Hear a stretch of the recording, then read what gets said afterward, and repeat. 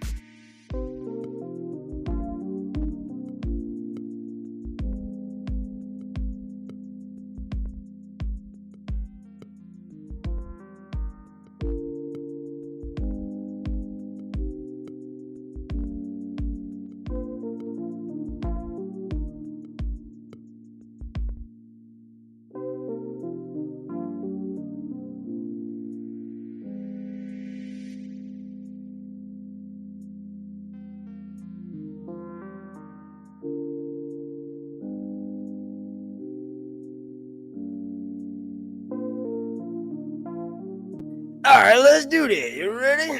Leroy Jenkins. All right, hang on. Let me stop the music real quick. All right. Yo, what the fuck is up, everybody? Welcome to Sir Hunt's Reviews. My name's Mark, and I'm joined here with my brother in fandom, RAYZ DE ALBA. We're about to talk about the best series ever. You know what? It's only been 3 episodes. But before I say any of that, Ray, do you want to tell everybody where they can find you at? Who you are? Definitely. For the OGs of your channel and mine, formerly known as RAYZ DE ALBA, now I'm going by RAYZ for Days on YouTube. We used to have a little podcast together, a short-lived one, but great nonetheless. And I've been doing YouTube videos here, me and Mark, for years on YouTube already. So it's crazy how time flies by, but I'm hyped to be back at this, man. Super excited to talk about House of the Dragon greatness. Hell yeah, we started together. Actually, Ray started before I did. So he and like he was saying, we had a podcast back in the day. It was called Brotherhood Without Banners, right? Or Without Manners. Without manners, right? Yeah. Banners is the actual one. yeah, in the book. And then we also had this dude Ricey from England, Northern England, and we were like, we basically discussed the show. We would have a very similar situation like this. We would wait till the show would come out and we'd talk about it. And here we are, fucking 7 years later. So yeah, make sure you all. Hell yeah, dude! It doesn't feel like it's been that long. To be completely honest, it really doesn't feel like it's been that long. Especially since your hair is as long as mine now. I know, man. It's crazy. Longer. It's crazy. I have years I haven't cut it. maybe since the last season of Game of Thrones. Maybe since that. Hell yeah. I told everybody I would dye my hair the same color as King Viserys if I reach 100,000 subs. While the show is on. That's definitely gonna happen. All right, well, while running, wait, we need to campaign this. We need to make this happen. Yeah, I mean, I'll definitely do it. I've been thinking about doing something like that anyway. Oh my god. Oh my god. Hell yeah, everybody in the chat. I'm gonna do a shout out real quick. Tell me where you're from. I'm gonna do a shout out to everybody that I see typing right now. Shout out to Bridget Scott, SYP, EW, Will Kill, JC Daily, K3G92, Blue Gypsy, Pebbles 83, Georgie, Basket Case, Terrence Pounds, M3, Kime. Is that a picture of North Korea?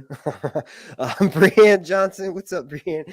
The North must remember. Both of them are mods and they are both Patreon producers. So without them, these videos and these live streams wouldn't be possible. Cornish Pixie, Cheryl Lindsay, Carolina Espinosa, Nurse Moonshine, Shay Janina, Cat Shepherd, Sal 3-Pete, Diana, D-Boy, Cheryl Lindsay, Elm Street Sniper, Coffee, My First Love, Rays for Days. Oh, that's you, Ray. Yeah. Make sure y'all go subscribe. Let me let me pull up the YouTube. I was gonna make you because I have you a mod on your other Raise the Album channel. Yeah, but Crab Feeder keeps striking my videos and all my stuff on there, so I had to jump ship. Oh, hang on, let me find that real quick. Shout out to Melanie Wyatt from New York, in the house. A fellow New Yorker, yeah. Melanie. Hell yeah. All right, so let's do this. Let's do this. Let me see if I can't zoom in a little bit. No, of course I can't. I have to bring that up. All right, well, I mean, y'all can see it's pretty fucking big. Dude, let's talk about the star of the episode, motherfucking Damon. All right, so I kind of said this in the chat already, but Damon heavily has Jon Snow call, like he makes Jon Snow look like a little bitch. Damon takes 3 arrows, right? No, yeah, 4. he did with Jon Snow in there, bro. He went harder than Jon. Because he actually got hit. Remember, the wildlings and Jon's northern army in the giant showed up right behind Jon. Jon didn't take any arrows right then, although Jon's been stabbed multiple times and he died. But I'm just saying, yeah, he did this without a dragon. So, like, dude. All right. So, what do you think? Tell me what you think. All right. So, man, as I was watching this episode, there was one theme that to me rang true throughout the whole episode, and this is like to me, it rang true with Daemon, Rhaenyra, and Viserys. Everyone, that it is very much possible, and it also reminded me of one of my favorite shows out on television right now, Succession. I'm not sure if you guys seen it, but great show. And it's that you could be in a room filled with people and still be alone, right? Like you could be packed with people surrounding you, people talking to you, people engaging you, and you could be alone. And I bring it up because Daemon, we see it with Daemon. They're already about to start a mutiny because they hate his leadership. The king at that point hadn't supported him. So he's all by himself, surrounded with these people that are going to war with him. We have Viserys drunk off his ass, extremely like isolated, right? Like this whole situation with him, he's super isolated. You have Rhaenyra, like everybody is just looking for something, like some advantage. And then you have like back to Daemon, to me, right? Like you have him going in this place all by himself, ready to die. Kind of like when Jon goes in with the whole cavalry thing, when they strike him down. Yep. And it's like, bro, like he went full 90s action hero. It was insane. It was dope. It was believable because he's got the blood rage. He's got the bloodlust. He's a Targaryen Dragon Knight in his fucking prime. Real quick, Dennis Sorensen. That was Laenor. That was me. I showed up on Sea Smook to save everybody. No homo. Yo. I ain't gay though. But that was Laenor. What you call it? Bro. And that was Sea Smoke, the dragon he was riding on. Sorry, what? If you look, like I said, in this episode, Viserys, Rhaenyra, and Daemon mirror each other so much in this episode. Like, we see that they set up, I love the scene when they set up that Rhaenyra doesn't like hearing the sound of the pigs when they're being killed, right? Yeah. And then fast forward to later when she's in the forest, she has to kill this pig and she lets out all this crazy rage, this crazy bloodlust, right? And she just goes ham on this fucking boar's head ham. And she just like the neck. And I'm like, damn, she forgot about the cries of the pig, like of the boar or whatever. Then you fast forward to Viserys with the stag. Hang on, that was the boar that killed Robert, right? It's a time traveling pig, my dude, and that pig is not dead. No one eats him. You didn't see him. You technically didn't see him get eaten. He's not dead. Someone got to make that theory video. Coming soon, somewhere. I've already started. I got it written down. Time traveling pig. Yeah, and it's also crazy symbolism with that because we have the stags. The stag is being murdered. That is Robert Baratheon in his fucking finest, right? So Robert is killed by a boar. In the books, in the TV show too. In the book, Cersei develops a taste for boar. It's kind of like a side note type thing. But the thing to note here is that the sigil for House Baratheon is a stag. Viserys symbolically kills a stag. Not the right one, though. The White Hart got away. That's letting you know, hey, the Baratheons are going to come back. Rhaenyra doesn't even realize this, but like in 180 years, it's going to suck. All right, but yeah, I don't know. It's powerful symbolism. This whole episode, dude, it's nuts. Like it was all over the place. Like I was saying after the episode, and after the episode when the White Hart stag presents itself to Rhaenyra, and it doesn't present itself to Viserys. They say that he kind of is at ease by the fact that it wasn't the white one because he thought it was an omen saying that Aegon should be, his heir. He was doubting it, and then like to see that since he believes in all of this stuff, he was reaffirmed by it. But to me, I need to start watching that. I didn't watch this. This was the one episode I did watch it. And I'm like, oh, that adds some insight. No, it was interesting. They talked about that. They also talked about Daemon and whatnot. But to me, it's so interesting the fact that like you have these three characters because the show is House of the Dragon, right? So the Dragon Riders, the Targaryens, these are our leads basically, like tippy top of everything, right? And you have them like paralleling themselves throughout the whole show, and the symbolism between them three is like insane. So my biggest thing was I love how she comes back with her own kill after all this shit about that was one of the most badass. I know it was like covered in blood. I killed this boar. I told you that I didn't like it, but I'm so mad right now that I did it anyways. That to me, that was so badass. I just love it. Hell yeah. I wanted to comment on what you were saying earlier about the king not supporting Daemon when you were talking about how the loneliness was a heavy theme in this episode. Yeah. That's direct, and I'm actually glad, and I have to keep saying this because I'm hoping one day Ryan Kondo sees how much praising I'm giving him, and one day he's like, hey, you know what, man? You could be a Velaryon cousin in the background. You know what? You could be off the white. You know what? That's not canon. You could be a male version of. It's not going to happen. It's not going to happen. But maybe I could ride Sheep Stealer and I could be male Nettles. Maybe I could be Nettle. No, I'm just kidding. But no, seriously, they diverged from canon because the king canonically was funding the wars in the Stepstones. Without the king's funding, Daemon would have lost the war. So he doesn't actually get the help from the king. And Daemon's like, yo, fuck this dude who brought the message, right? We saw which doesn't matter now. I know we're avoiding certain things, but that's happened, right? So we kind of saw pictures of that, and we actually a video. We did a live stream together like a year ago, and the video of I don't know if we showed the video in the thing because you can't show that on YouTube, but we're all trying to figure out why did Daemon do that, and here it is. He's like, I'm gonna go do it myself. It's like, dude, self-sacrifice, no dragons, literally was just like, all right, let's end this. Like that. He didn't even speak a word. He didn't say a word. Matt Smith said no lines. That was all just like the power of like face acting, kind of. It's hilarious to me, right? Because everybody has gone through this in life. What Daemon went through, everybody went through it, right? That it's like it could either be an older brother, an older sister, an older sibling, a parent. Someone tells you, don't do this. And then you know that there could be consequences to those actions. You do it anyways.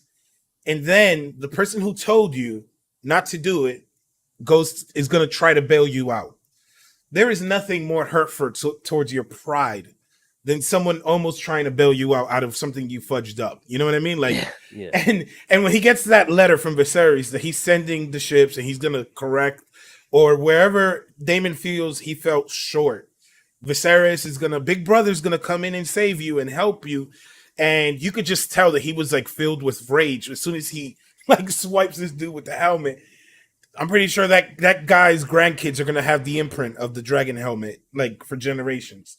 Yeah, and but, like that was one of those things that I was I kind of half said my thought. So I that was a break from canon, but it's a good break because that's a legitimate reason to show more complexity to Damon as a character, right? So he's not just like George was very much writing this like a history book. You're getting interpretations from people who weren't even involved in the story and whatnot. Exactly, except for Mushroom, and most of the time, according to the literally the events of this story, probably didn't happen. Maybe it did. I want Mushroom's version to be the truth, dude. Tell me why. As soon as we saw her in NYer, and she's got the fucking guy singing next to her, who's like this famous dude named like Johnny something. I was like, oh, that Mushroom. I paused it. I jumped up around. I did a somersault over my bed and shit. I'm like, Mushroom. I fucking knew it. And then she goes, Quick question. She says his name. That's not him, though. It's not Quick Mushroom. question, though. Quick question. Yeah. Serious question. And I want everybody in the chat to be engaged in this. We've all, a lot of us have been there between two people that you care about a lot, right? In this situation, the singer doesn't really care about either one of them, but he has to respect them. Yeah. They're both telling him to stop playing and leave, and the other one is telling him to keep playing and to start over. Who would you listen to, people in the chat, and you, Mark? Because I'm Rainier. I don't know what was the right choice there. Like, I would have probably started smoking out of my ears. I'm very curious to see what everybody like thinks, because to me it was insane. Like, poor guy's like, and this was like before Spotify. She's like, repeat. And he's like, okay. And then she's like, stop. And it's like, God. I was like, somebody help this man. Somebody help this man.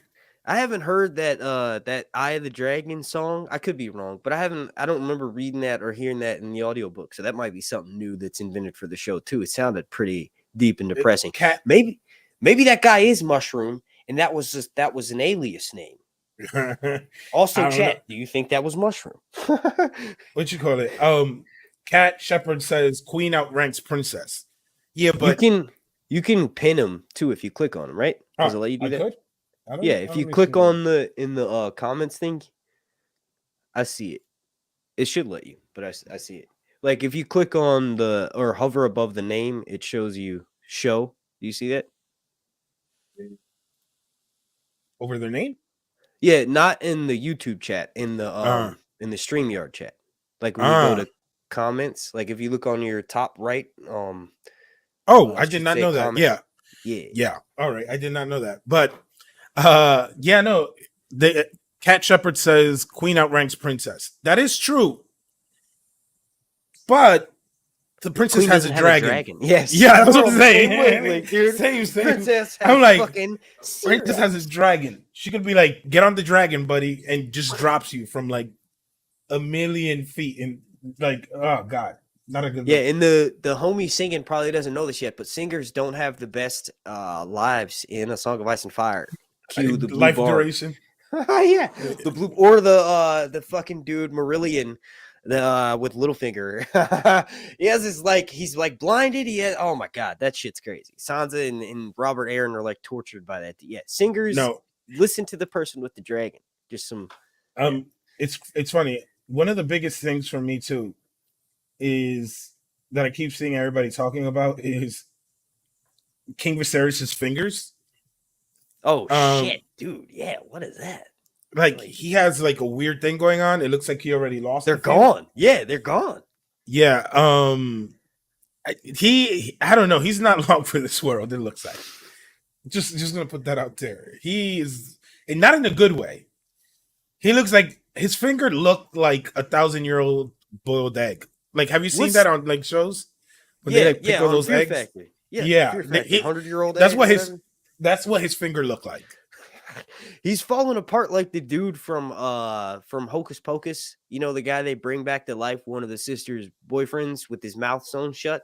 Oh yeah, he's like falling apart. yeah, exactly. He is rotting alive. He's like, his finger. That shit looked crazy, and I like how it's like, well, the Maester was wrong. The maggot thing didn't work.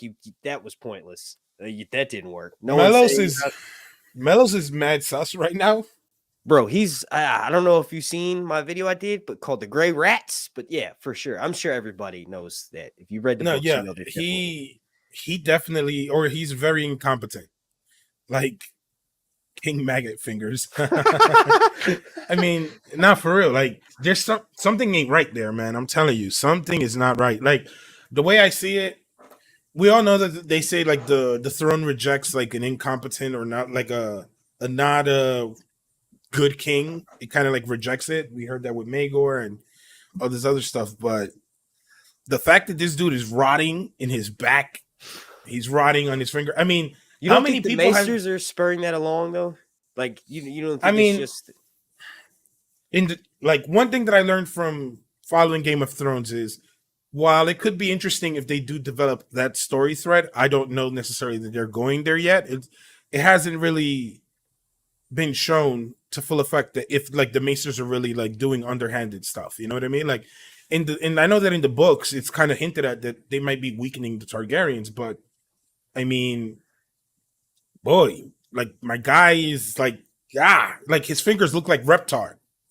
Like they look like this. Like yeah, but the Maesters would be the ones to do that because you should get cut and then you heal. It's not a it's not a that big of a deal. The fact that they aren't healing and the king revealed he for sure gets dragon dreams. It wasn't just the prophecy was passed down to him. Like no, this dude is for sure like suffering from Daenerys the Dreamer slash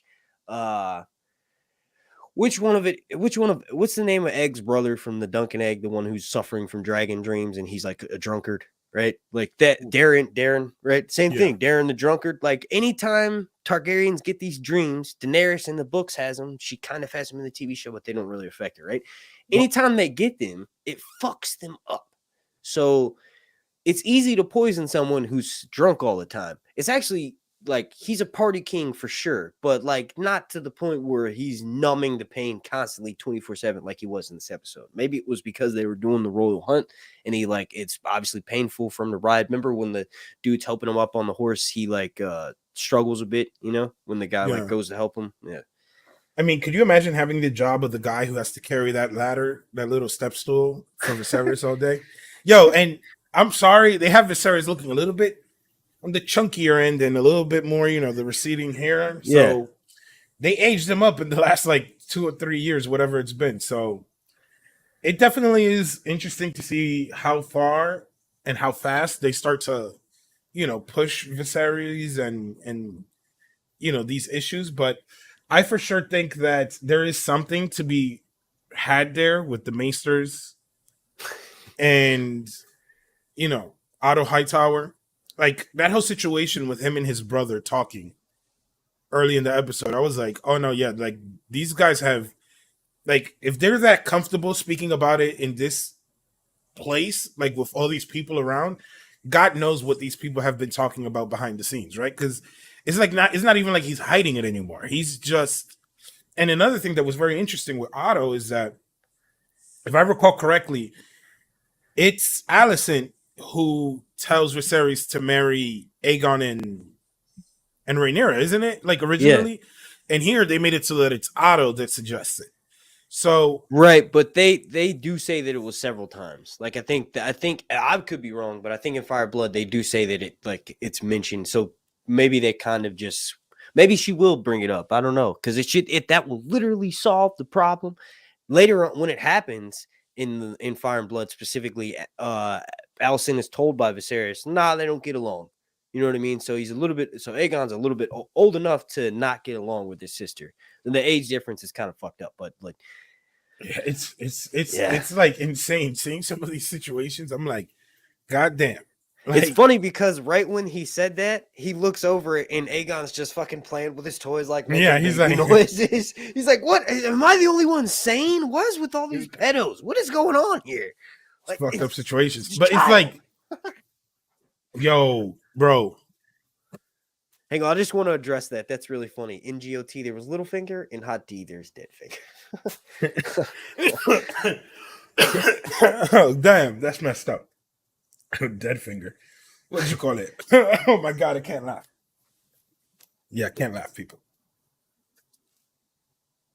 Can't laugh. All right. But yo, that scene when Rhaenyra tells Viserys about, oh, you could have married Lena she would have been like the smart choice. And my boy was like, well, we're like, basically he was like, well, damn, you're right. Like, I don't give a fuck anymore. Like, you know what I mean? Like, I don't give a damn. Like, he just came. I was like, oh shit, it's about to hit the fan right now. You know what I mean? Like, yeah, it's messy. It's messy. It's messy for sure.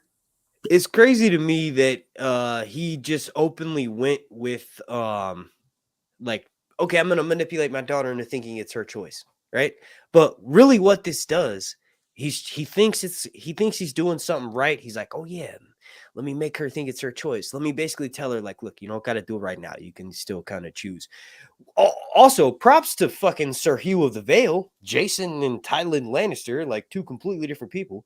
Jason's straight up got the Tyrion accent. That's pretty good. He's like, just casually wrong. Like the drunken, like casualness, like I'll do her good. I'll build you a pit for the dragons. And she's like, oh, you have dragons? She's like, oh, you have dragons? Yeah, he gets asked twice by both of them. Oh, bro, you have dragons? Is that what you're saying?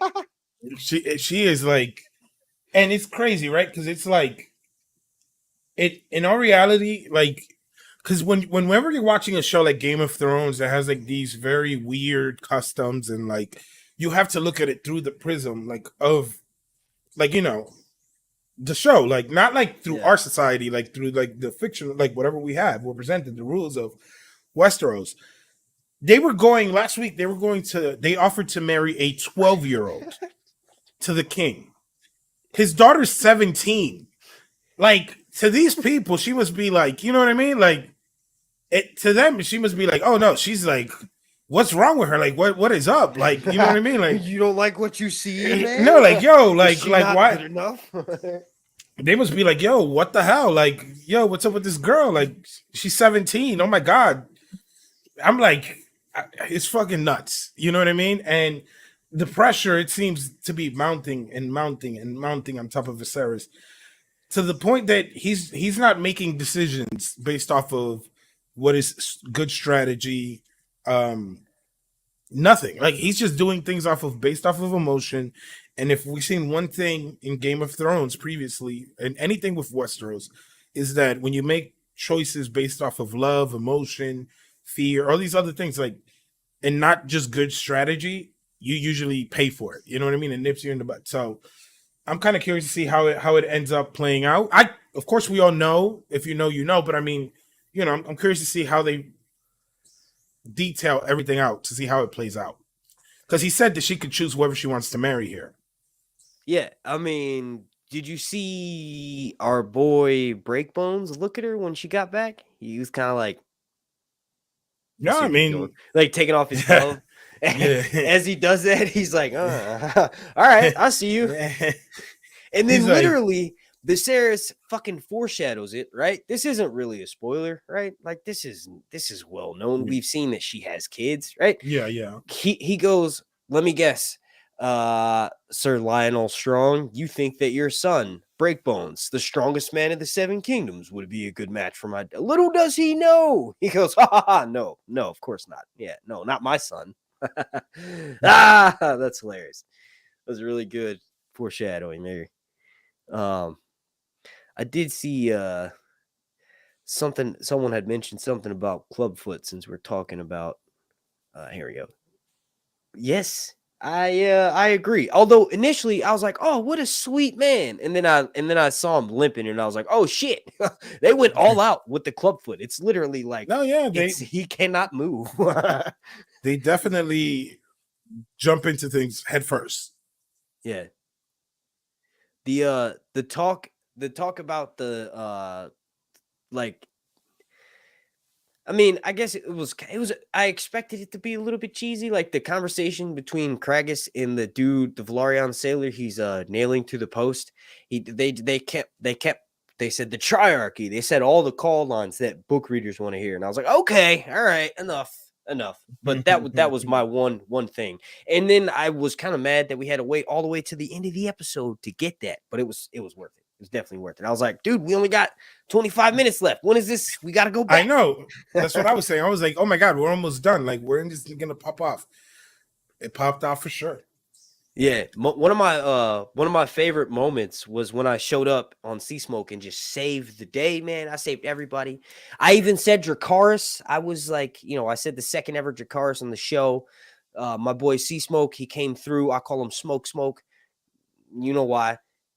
Color Hmm. is everything, right? You know what I mean? I came through, and I just want to say I appreciate my dad, Corliss, and my boy Damon. You notice how much of a fanboy he is of Damon, dude? That was hilarious. He's like, Damon is doing this. He's winning this war. Yeah, no, he's They're like, giving you hints. And then you see Joffrey Lonmouth behind him. Joffrey's like, oh. what you call it? It's like, yo, Damon's dragon, the body that they gave this dragon, like when he's It's like so taking off, it's so weird, right? It's like, I'm like, God damn, like, what is this? Like, it's funny because they kept saying like he's like deformed. He shouldn't be able to fly. When he flies, he looks like a swan. no, Sometimes but like a sea he looks snake. like Shenron, like from Dragon Ball Z, like one of those long dragons, like you know what I mean? But Yeah. just Well, like yeah. with legs and like you know what I mean, like with appendages. But Yeah, I was about to say Shinron doesn't have quite as many limbs. But yeah, the yeah, in the inside the episode thing, they're saying he looks like a swan when he flies, and I'm like thinking like, what the fuck? Have you guys ever seen a have swan? you seen a When swan? He does have Caraxes the looks neck of a nothing swan. like a swan. Yeah, the long neck. And then the other comparison was like an actual sea snake, which yeah, that makes sense. It looks like a snake, a serpent moving through the sky, even though Caraxes has little to do with the actual sea snake aside from, fighting together in the war. One thing I will say though, it's at first I was like, okay, this doesn't make any sense. Damon is in complete peril. We've seen what happens when a dragon rider is getting like near death experiences, right? With Yeah. Drogon, he showed up, was like, Mom, I'm here to help you. Let's get the fuck out of here. Let's go. First time Hmm. Daenerys rode Drogon, right? Caraxes is such a moody son of a bitch that he's like, yo, if Damon, if you want to go die, bro, I've had other riders. I live longer than humans. If you die right now, like that was awesome. That shows you more, I mean, like it's funny because it's like the tale of two tales, right? You have Damon in the beginning coming in hot. He gets shot up with these arrows, and I love the way that Crax is just like, you know what I mean? Like they have a certain understanding of how they go into this type of shit. You know what I mean? Like you just get yeah. that vibe, and they set it up with this guy, and he's just like, "Oh, Prince Damon, yeah," and he's like, and he's hyping him up, and I was like, "This guy is gonna die a horrible death because of this dragon." I just knew it was gonna happen. He comes in, he stomps him, and then like we see all these arrows, and then like fast forward to, I guess after that is that we have like this crazy time skip, and they're still here. Damon is struggling with this, and it's like another thing. Like before watching this episode, I went back and I looked at it, and it's so interesting to me also how we have Corliss, right? Because in this episode we don't really get much of Corliss, but when you start seeing him telling Viserys, like, look, you're not doing anything about your brother, and you need to do this, you need to do that, show people that, you're not going to let your brother. I feel that Corliss is playing so much like 4D chess right now, like with the whole Dragon Rider squad, like the King, Damon, all of these people. I'm very curious to see how the whole Rhaenyra and I don't want to get into spoilers. We're not talking spoilers, right? Like, If it's book stuff, it doesn't matter. no, Most of the like, people, everybody knows who she marries, no? I mean, yeah, the guy right there, me. yeah, no, yeah, you. So Yeah, me. I like the head bob. Like, yeah. No, but I mean, if everybody knows who she if you know who she marries. Yeah, Lenor. Basically, yeah, Lena. Like I don't because I didn't want to That's like not even blur a spoiler because they've literally shown a they trailer. mentioned it. Like this right here. So what I'm showing right after this scene, which was one of the first teasers they released right before, like they did the final teaser thing right before the show ran up. They literally show her arriving with Jon Jacaerys, Lucerys, a baby, Joffrey, and they're like walking. It's either Dragonstone or King's Landing, but you can see adult Laenor behind them. It's very clear that's who that is. So it's obvious. So when, like, I'm curious to see how they're going to get to that point, right? Because he told her you get to marry whoever you want.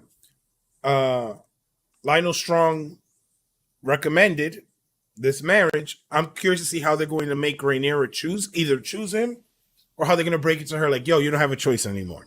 Because then that's just going to fracture everything a little bit more. And I'm just wanting to see how it plays out on the show. Like, because it's one thing to hear in the books how things happen, but like we said earlier, there's so much hearsay and, you know, other like second and third party accounts. Whereas here, now we're actually seeing it. I'm kind of curious to see how it plays out.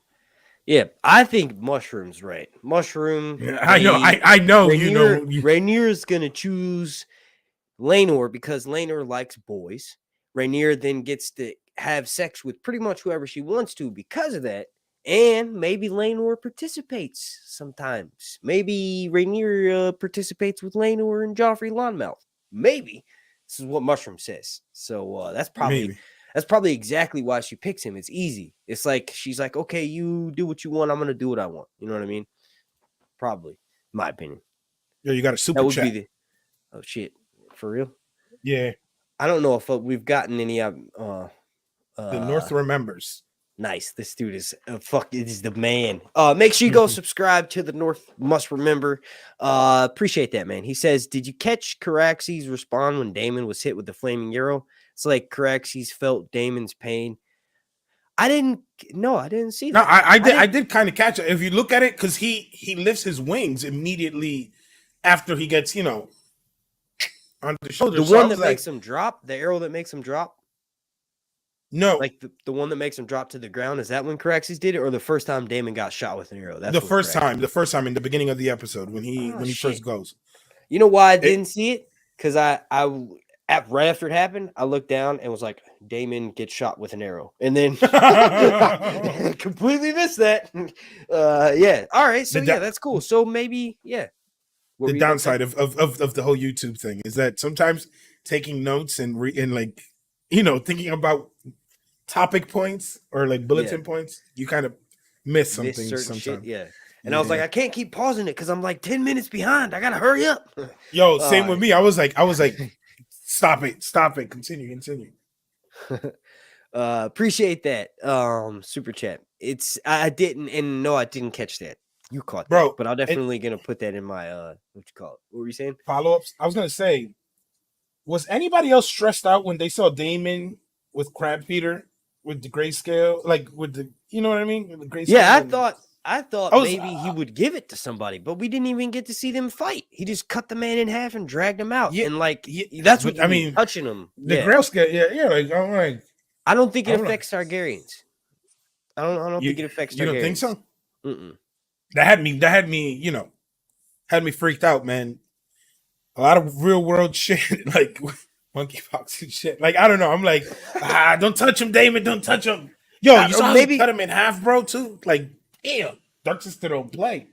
Yeah, it's definitely grayscale. I see a couple people in the chat, Haley and Breanne, saying, it's definitely grayscale. They 100% confirmed it. Yeah, they confirmed it. He was listing. I kept missing that, but he was listing things that they wanted to do for Kragas to make him more of a well-rounded villain. One of them was give him this imposing figure. So they picked the dude who's really tall, lean, and then another thing was give him grayscale. He actually has a harpy mask. They confirmed that was a harpy mask that he pieced together from broken pieces. Giscari.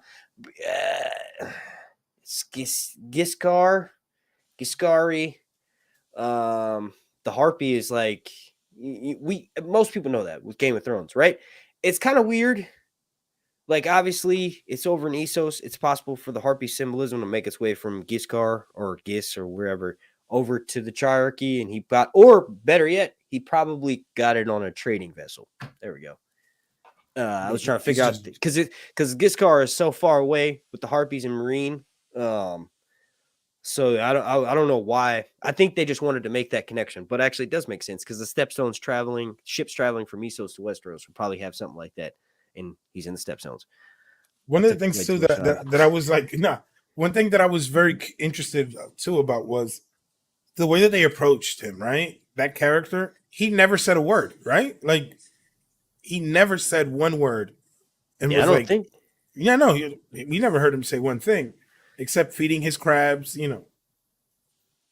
And dude was kind of funny looking, but he was so like he was imposing, like for someone who didn't say a word and just like little crumbs and shit. Like, yo, I love the way that they were doing like those like shots of him feeding people, like the people on the beach to the crabs, because it was like those are some hungry fucking crabs, dude. I know, right, like I don't know why, but I feel like this past week I've seen more crabs than I have seen like in the last 10 years, and not just off of House of the Dragon. Like I've never seen as many crabs as I have just on TikTok, YouTube, everywhere. Crabs is popping up everywhere. I was like, this shit is being omen. Plus, I'm Have you allergic seen to crabs. Like I can't fuck with crabs. Have you seen that video of the crabs dancing on the island? It's got like 20 billion views on YouTube. Nah, nah. It's like crabs. I saw it from a podcast I listened to. One of the hosts was talking about the video, and I was like, "What the fuck?" So I looked it up, and it's literally just like a bunch of crabs dancing to like a weird crab song.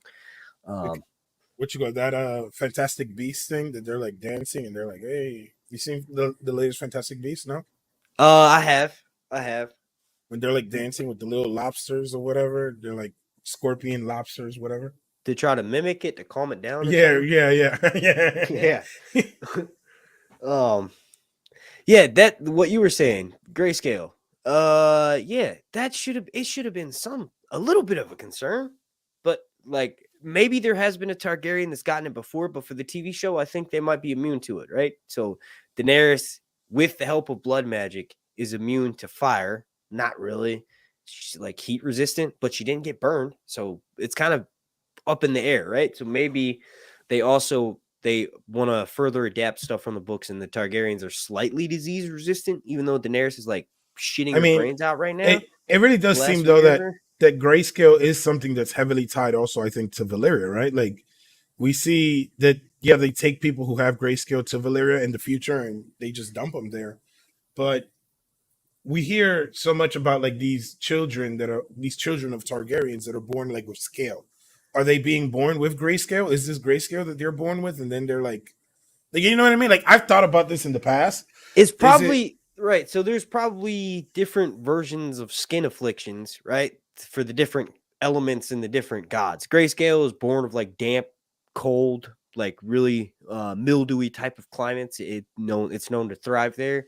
So grayscale is probably stone related. It's probably comes from a stone god or the earth god, right? So it's an earth related affliction related to the earth element in those gods in the Song of Ice and Fire, right? What you call it? Key elements are the key part of the story, ice and fire, right? And then you have other ailments like the bloody mare or the pale mare, bloody fucks, right? That's like probably something that you could argue that that's related to a water deity, right? Because it's like a viral thing. They kind of get it from drinking. Were you about to say something? Nah, like I was thinking about with the thing you said earlier about the Targaryens not being able to get grayscale, and I just was thinking about Stannis Baratheon's daughter. Right. She got it. They technically have Targaryen blood. Do you think? But not too diluted at that point. Yeah, I mean, she's not. She doesn't have the beaten gold or silver hair. You know, she's not riding around on dragons. She can't claim one of Dany's dragons, right? I don't know. Maybe the Storm God is getting back at Stannis for being Targaryen, right? Because it comes from. That's probably why she got it, was because they're on Dragonstone. Like it thrives at places like that. Like Breanne Johnson says something pretty good right now. We see Viserys putting his hand in flames in the first episode, so maybe they're all resistant. We see that he puts his hand in there, but it doesn't. If they were resistant, like why would they all be burned? Like, you know what I mean, at death. Like, is it once you die, you're just not resistant anymore? Like, you know what I mean? Because they all are charred. And maybe they could still burn. They just don't feel it. You know what I mean? Maybe that could be it too. Like, we know of some people in Targaryen history that do die by like dragon. You know, not. Do Dude, you again, could I'm say kind of Game of Thrones no. season 4, episode 3 came out in like 2014, and that's the person who did it. Like Joffrey. Joffrey ruins one more thing. So that's something you could for sure talk about. And if you want to warn people in the chat, No, spoilers. I mean, you feel free if to you know, talk about, you know. Here's the thing, man. I've literally mentioned everything that happens in almost every video. I can't help myself. So anything you're about to say, people watching right now probably already heard it. So anything you don't want to talk about. Yeah, no, No. We'll push it back. We'll push it back. I mean, for spoilers for yourself, for stuff that's don't no. talk about that. But anything else you can talk about, because I'm sure, I know, like I right. said, the chat probably wants it because they keep mentioning, you know. Like I mean, it's my first time back into videos, so I'm a little bit more hesitant with the spoiler stuff. But we have everybody's had fair warning. We did a spoiler warning. So we have had Targaryens in the future, past whatever happened to you, that have died from fire. So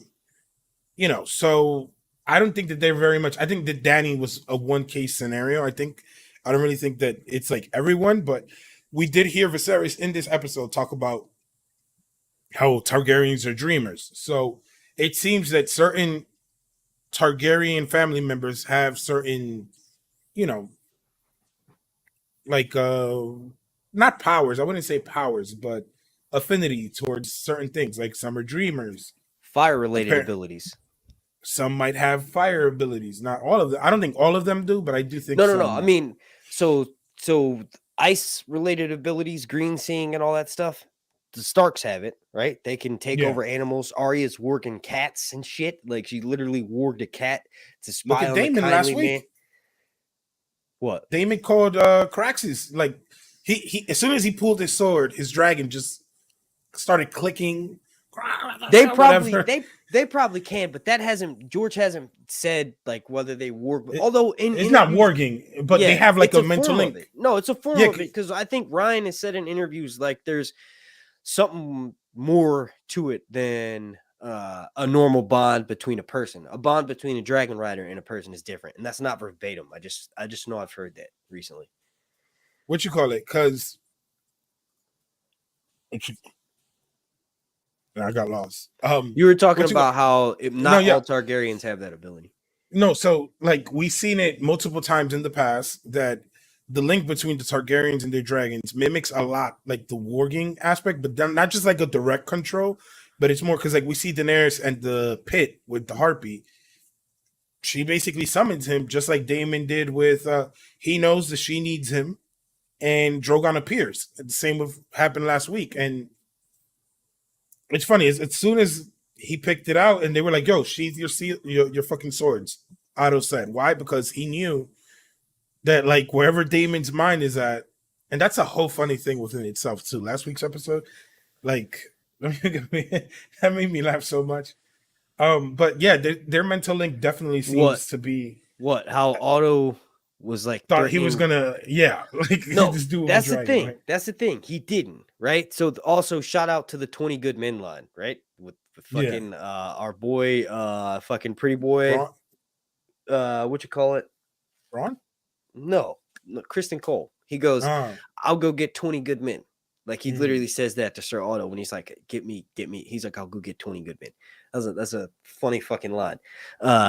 Relating to Ramsay with fucking over Stannis' camp. A lot of people mad about that. Those 20 good men. I wonder if it's the same dudes. House is 20 good men.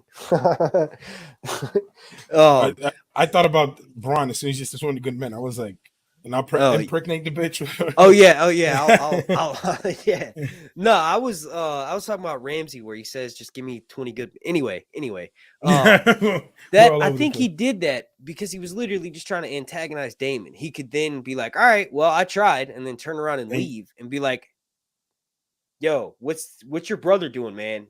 He defied your order." You know what I mean? So then dragons have to be involved. There is no way his plan that Otto being the one to go. Like, it's funny because I was thinking about this last week. I was like, if Viserys were to send Corlys instead, because he wants something to be done, and be like, all right, fine, you go do it. You want to show force? I'm gonna send you. Go with like 10 ships to Daemon. Go. You want to see like that way? He's telling Corliss like, "Yo, fall in line, or you're gonna have to deal with the guy that you so badly want me to deal with, right? You go deal with him. I'm sending you." But then again, if he would have done that, they probably would have just gotten together quicker to do whatever they did at the Stepstones. So, but trying to look at the chat as I speak. But yeah, no, man. I mean, I really If you feel see for something, Viserys. if you see something funny, you can click on it and bring it up. You're talking about in the chat comments. No, yeah. I don't know. When I click on it, it doesn't like select or anything. That's weird. Yeah. Which one were you about to? No, I was just looking at him.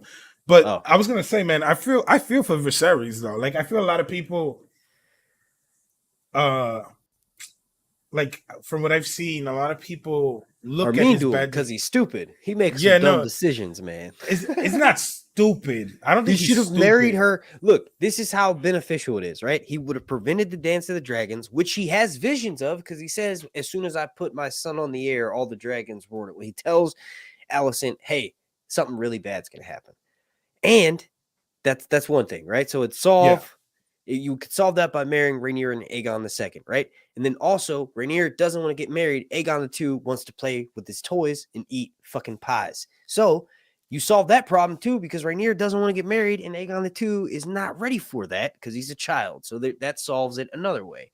And then the third one is like, how could you not tell that these people are poisoning you, man? Like your fingers are like rotting. You know what I mean? So that's why he gets all that flack. But also, like you're saying, he gets sometimes it's unjustified. No, what I think it is justified because he does make stupid emotional decisions, right? Yeah. But it also comes down to the fact that the stupid is coming from a place of good. You know what I mean? It's kind of like Ned. Intentions. You know what I mean? Like Ned did a lot of stupid things, but it wasn't that he was stupid. He was just doing things out of love and not thinking like with strategy, and because he knows that he's around a bunch of snakes. Like, not to go back to Game of Thrones, but he knows he's around a bunch of snakes, and he still does the shit he does, and it gets him killed.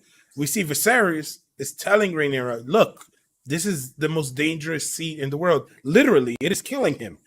Then you have watch out for cutsies. I know, right? Like, and then he knows that people are trying to like impose shit on their family, and it's like, all of this, but you're still making these emotional decisions. These, like, the smart choice, in all honesty, would have probably been just to hurt one kid's feelings and put Aegon as king. That would have just been it, or marry them.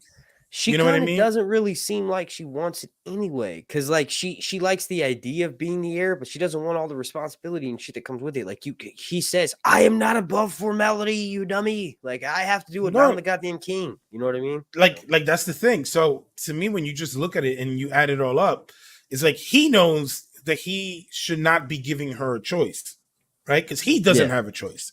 Yeah. Like he knows that. So he's giving her a choice, knowing that he, who is the strongest person in the kingdom, doesn't have a choice. So it's not that he's doing things because he's stupid. It's just he's emotional. And that is what's, at the end of the day, going to be his downfall and the downfall of everyone, because he's making these choices and they're just not smart. They're just not, you know what I mean? Yeah. Tone Lamont says something good in the chat. He says, or they say, Viserys ignores tradition, names daughter heir, and tells her she is not above tradition. His wife died. Hang on real quick. I clicked on the one right above that, and I'll do that one next. Our leader from North Korea, the great and powerful Kim Jong-il II, says M3. So Daemon and Rhaenyra, a dirty tango hasn't started. No. The flashback is coming, or I'm sorry, the flash forward is coming. The time jump is coming. Hasn't happened yet, but they haven't. Damon's down in the Stepstones. Rhaenyra's in the Kingswood hunting with her father, which the Kingswood, as you saw, they made it back to King's Landing by the end of the episode. It's literally part of King's Landing, so it's not that far at all. That's the same spot where that boar killed Robert. So it's hilarious that they put a wild, rampaging boar in the woods. It's so funny. I love that shit. It's awesome. Wow, man. You saw how it flinked Kristen Cole, man? He's an idiot for Jesus. taking his armor off. What was he thinking? Like, dude, you're in the woods. There's pirates Doing a job. Like, you're on currently the in clock. yeah, like, what do you? He's like, I better take my armor off so it's easy to get the Rhaenyra's nether regions, huh? Then the boar shows up and he's like, all right, let me try to do this. But like I was saying with this comment right here by Tone says, Viserys ignores tradition, names daughter heir, and tells her she's not above tradition. His wife died, but he didn't think of remarriage, even though it's tradition to. What side of tradition is he on? And that's something that, again, it's going to ring throughout this whole first season. It looks like he knows what the right thing to do is, but he's going the opposite direction. And it's not that he's doing it because he doesn't know what he's supposed to do. He's doing it because he loves his daughter and of emotion. It's not because I think that there's a difference between being naive and being stupid. You know what I mean? You can do a stupid thing knowing that it's stupid. Yeah, it's just fun to just like, you know, pretend like, oh, he's an idiot, he's a dumb guy. You know what I mean? It's fun to say that when obviously everything's nuanced and nobody's like gonna. No. I know that as well. Like I'm very curious to see how and when they make like what's going to be the thing to break the camel's back, basically, or the white hart stag's back. Let's just put that. Yeah, it sounds better. But that white hart stag looked beautiful though. It did look majestic though. That CGI was honestly better than some of the dragon scenes on that on the white hart, dude. Yeah, in my opinion, I was like, hold up, where'd they find that at? And then I was like, oh no, it's CGI. No, it looked when Kristen Cole was gonna kill it, and she's like, nah. I don't think he would have been able to. I think that deer would have bucked him, and he would have like, oh, I mean, look at what the boar did. It would have been really funny though. But I'm kind of. What if he just did it? What if he just kills it, and then she go, oh no? She said no, right? Yeah, no, she did. But I'm saying, like, what if he just immediately was like, oh, he did it, he killed it, and then he's like, oh man, I didn't want you to kill it. He Leroy Jenkins it. What do you think would have happened if Kristen Cole would have killed it and they would have taken it back with Rhaenyra? Oh, that would have been. She probably would have gotten some of the Lannisters on her side for sure, because that's what it is, right? It's a symbol of the king of the forest. So whoever can kill the king of the forest symbolically is the new king. So that's why they saved that for the king. I think that's pretty much what that was. But instead, she brings back a pig, where like a pig in that scene symbolizes, oh, I don't bring back this symbolic bullshit. I bring back meat. I'm bringing back the bacon. Literally, Conda was like, oh, look, she's bringing home the bacon. Something that you could do more with. You could eat more parts of the boar, whereas what you call it? I mean, obviously you could eat the shit out of a deer, but I'm saying no, yeah, you can. I'm pretty sure people could get inventive with it. I've seen people like my family's from DR, the Dominican Republic, and bro, once I saw them eat everything from a pig, bro, like everything, that nothing goes to waste on the pig.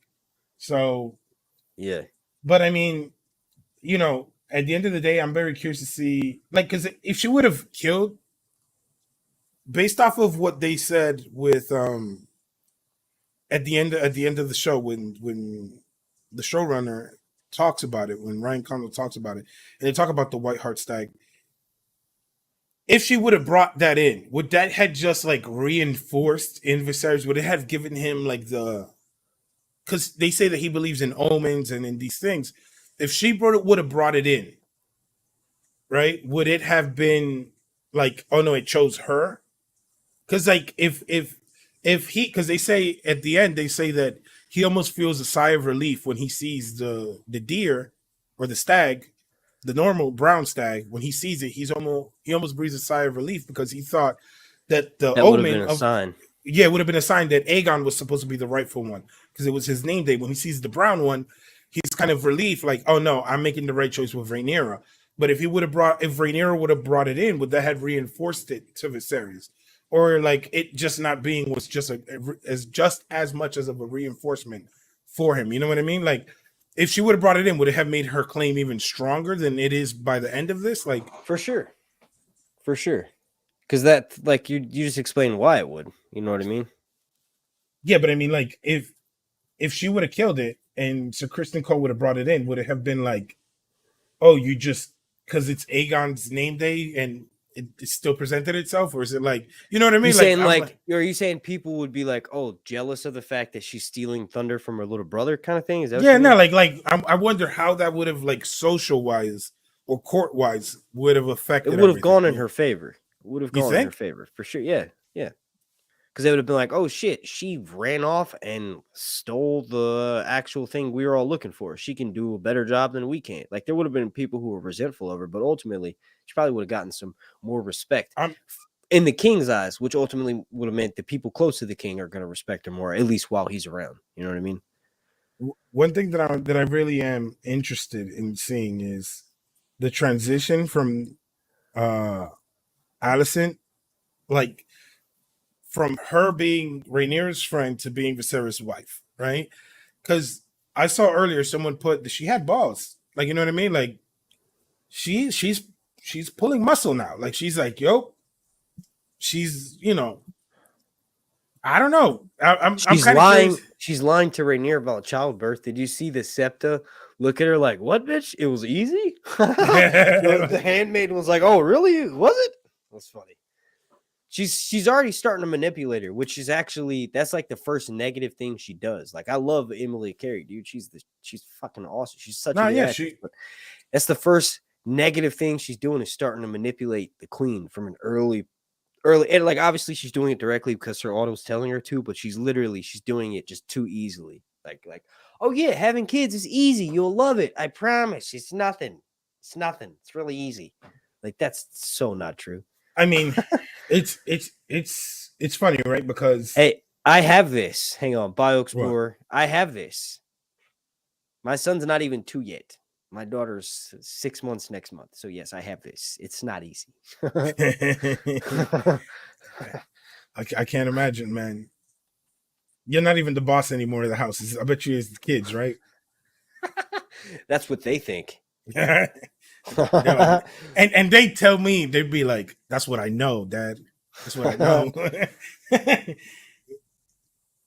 What's this? You have two Oh, because kids. someone said Allison is got fat. I think they were just trying to be funny. Because they didn't. Yeah, I could tell from the comment they were trying to be funny. The Also North must this, remember. the White Hart gave Rhaenyra the nod. It did kind of like subtly go, kind of like, oh, I see you kind of thing. What were you about to say, man? I was gonna say, the North must remember said, anyone know who Damon assaulted the messenger? Well, he Yeah, basically, it's like I said earlier, I think he assaulted him because he was so mad that he was about to be bailed out by his brother and not being able yeah. to prove himself. So when he saw that like this representative of his brother presents himself like, I'm gonna bail you out, he was like, the hell with that. I want to get mine. I want to get what I, yo, when He basically just had to show everybody around, I'm not that big of a bitch. Like yeah, Big because Bro might be coming to help, but I'm not that big of a bitch. And then goes on a self-suicide mission, which Targaryens are apparently famous for. bro, Jon Snow. I love the way that the actor that portrays Crab Feeder is looking at Damon as he's like with Dark Sister, like, here you go. Yeah. And he's presenting it, and he's like, I don't believe this shit. Like, something's up. Like, he's just Yeah, he looking kept for the looking up. dragon, He like kept going. waiting, like something's gonna happen. Like, this isn't like something isn't adding up. This arrogant ass dude is not gonna be quitting or like giving up to us or surrendering to us. I just love the way that he just kept looking up and like didn't really like, you know what I mean? He kept like teasing coming out of the cave and like he didn't want to get like too far back. And then like it was dope. It was dope. It was dope shit. Hell yeah. I like how like I was saying earlier with it having a lot of callbacks to Jon Snow rushing at the Battle of the Bastard. We also got to realize, well, one of the former co-showrunners of the show is someone I was about to say Oh my a god, have statement we that's no talked about longer that? true. Miguel Sapochnik leaving. I was about to say we have even more, 3 more seasons or 2 more, just a lot more of this to look forward to. But he's obviously, yeah. I mean, I kind of mentioned it. It's not that big of a deal. I think. You don't think it's a big deal? I mean, it is, but it's the show broke records and it's really good. So I'm pretty sure the star behind why it's so good, the heart I feel like is Ryan Condal. Like I could be wrong, maybe it's because he's American, but Miguel Sapochnik is also the name, big name. Like he's Battle of the Bastards, Hard Home, right? The best episodes. Right. But this other guy they have coming in, he did some good Alan ones Taylor, too. no, he did some good ones, and I think he worked on Harry Potter as well, right? Yeah, he's done a bunch of that guy's done a bunch of shit. No, He yeah, did he did the Terminator Genesis movie. That wasn't really that good, but he did, I was gonna say, I don't know, I don't know. I was gonna say, I don't know if that one's the one you but it's should. got my girl Amelia. Amelia's in it, so you know. No, but like the thing with me is that kind of originally when I heard that Miguel Sapochnik was going to be in it anymore, like as a showrunner, it kind of fucked with my head. Kind of disheartening. Yeah, it's disheartening. Yeah, no, I was like, God, why are you like leaving? When you have someone who has been in the previous show and has been in some of the most chaotic episodes, right, to film, some of the most hard stuff to film, and he did a fairly good job on all of it. Like maybe the coloring, the darkness on the long night was a little bit too dark, but after that, everything was pretty good, right? Yeah. That was within his control. So then you have like him leaving this brand new series. It made me a little bit nervous. I'm not gonna lie. Like I was like, damn. Like hopefully it still holds up. And you know, I think what it might be is Ryan saw the success. They're planning on writing season 2, and he wants to get 5 seasons. Ryan sounded like he wanted to do more than 3 or 4 anyway. Like just he wanted to tell the story in all of its entirety. And Miguel sounded like he kind of was hesitant to even really want to do this that much. Like yeah, like he said that he didn't make up his mind until literally he's at the Game of Thrones experience concert after season 8 went off, and he's surrounded by 14,000 people, and they're like, "Fuck yeah, Game of Thrones!" And he's like, "Oh yeah, this is still a thing. Let me do this," and that's what convinced him. But I mean, that's probably what it was. He was just he did Game of Thrones for so long, and people forget too. Battle of the Bastards was in 2016. That's when we started. We just said that was 6 years ago. It's almost 7 years ago. So he's been doing this kind of stuff for that long. He probably wants to do movies. It's probably easier to do movies. I think that's the only reason why. I'm gonna tell you one thing, and one thing only. D&D. They wanted to do a lot of movies. They wanted to do a lot of other projects. Now they are persona non grata in the world. Yeah. It goes to show you that but that Three Body Problem show seems like it might be pretty good. I don't know.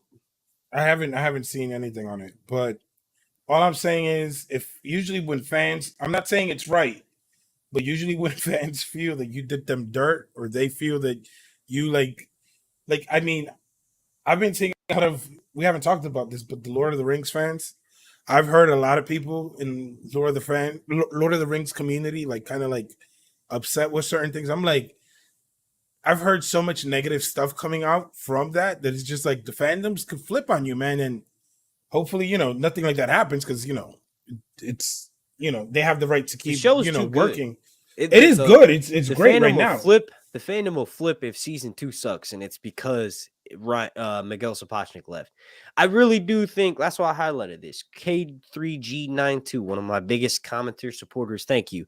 They said, I think Miguel leaving was planned all along. Ryan talked him into, like, they needed a big name, right? Ryan talked him into joining season 1.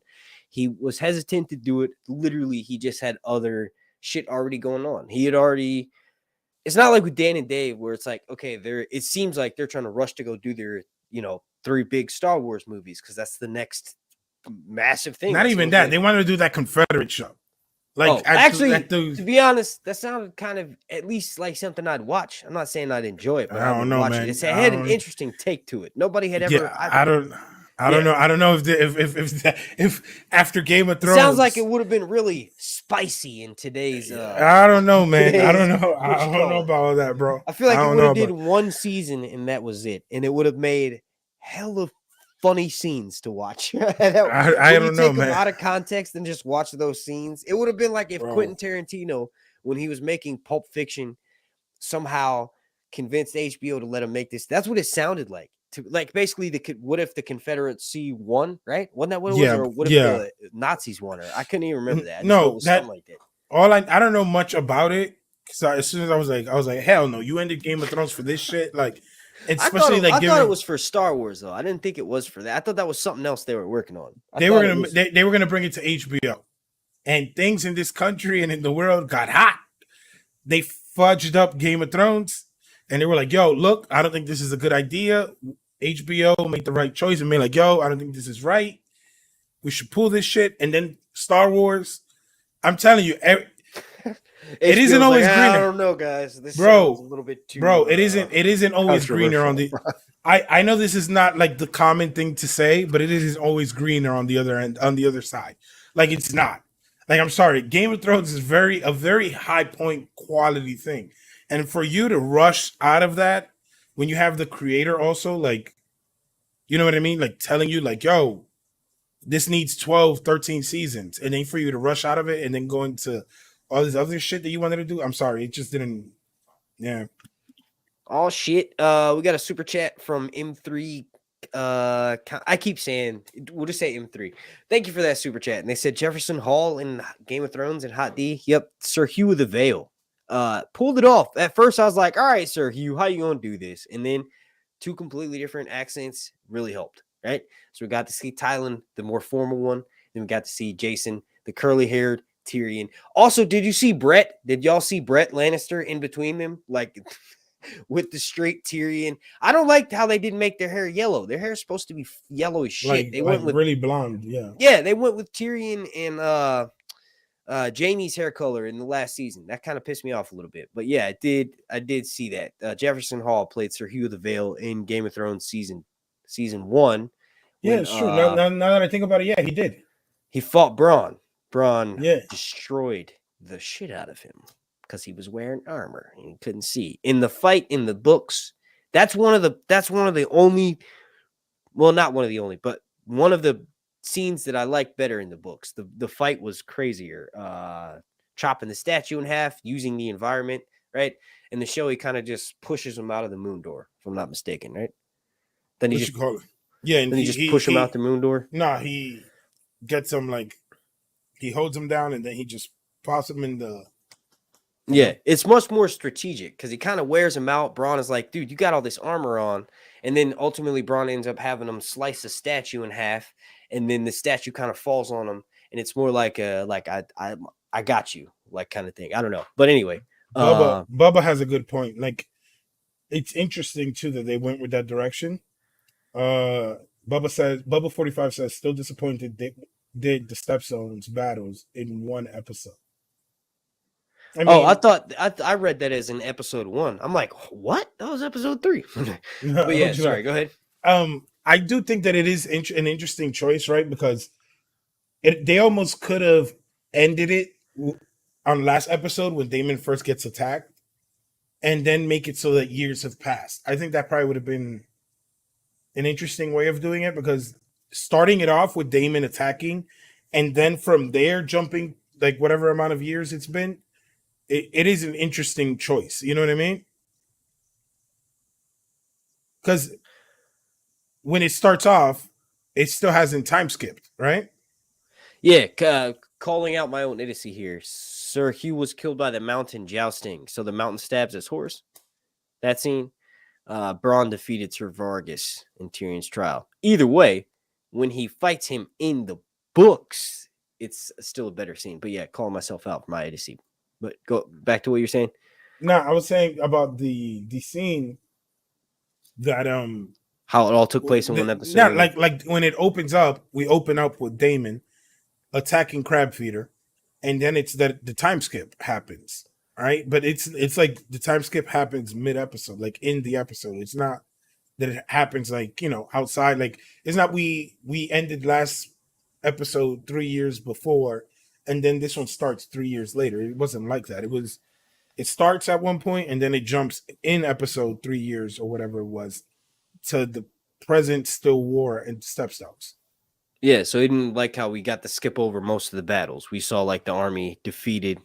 It would have been interesting if they ended last episode with it. You know what I mean? I mean, last episode ended on a good cliffhanger with the whole Allison thing, but if we would have seen Daemon get like rocked with a bunch of arrows in the last episode and it ended there, and we would have been like, oh my God, what's happening with Daemon? Even though we know what happens, I think it probably would have been a little bit well, they're setting that up for later. You know what happens with what Damon does in the Stepstones. It comes back to bite him in the ass when the war kicks off, when the actual dance starts. Also, that's how it had to be 1 or 2 episodes most, because he spends 2 or 3 years down there or whatever, but it's like, okay, he kills Kragus in single combat, beheads him. They had this massive shit where he like defeats all these fucking enemies. He kills like 13 dudes, takes 4 arrows, dives, almost dies, chases them into a cave, and then cuts them in half. So much more badass, and it took place in 1 episode, because really it shouldn't be that long anyway, because Damon does that because he's literally just kicked out of King's Landing and he didn't have anything else to do. That's literally the only reason why he's down there. Like, Corliss has a legitimate reason. Damon, not so much. You saw, he convinced him. But I'm glad that they did it how they did it. Maybe, like you said, if we saw more of it maybe if we saw more of the setup for it. So if we saw more of Kragus Crabfeeder killing those Valarian soldiers more than what we saw in this episode. But, like the last 15 minutes or so, and then they make more of a need for them to go down there. And it feels like that Battle of the Stepstones takes up more of that storyline. So you feel like more, What you call it? Julio Don says, I know I'm in the vast minority, but I don't completely hate the last season. I mean, to be honest, I don't hate completely the whole last season. There are things that I really did enjoy, and I've rewatched those episodes a ton of times. Like, you know what I mean? There's just certain decisions that I didn't like. Like, a bunch of other people probably did. But to be honest, I think that the majority of people did actually like season 8 of Game of Thrones more than the people who don't.